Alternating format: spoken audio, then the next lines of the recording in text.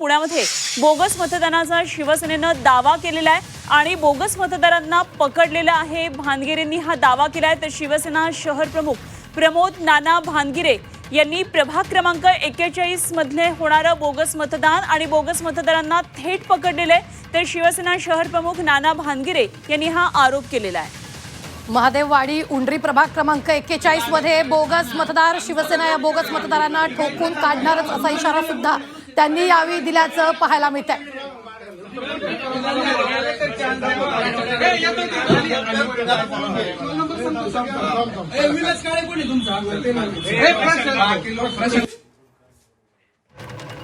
तर सध्या आपण पाहतोय झी 24 तासवर मतदानाचं प्रत्येक अपडेट। यावेळी शिवसेना शहर प्रमुख नाना भानगिरेंनी हा आरोप केलाय। तर महादेववाडी उंडरी प्रभाग क्रमांक 41 मध्ये बोगस मतदार शिवसेना या बोगस मतदारांना ठोकून काढणार असा इशारा दिलेला आहे आणि त्याचा व्हिडिओ सुद्धा आपण स्क्रीनवर पाहिलेला आहे।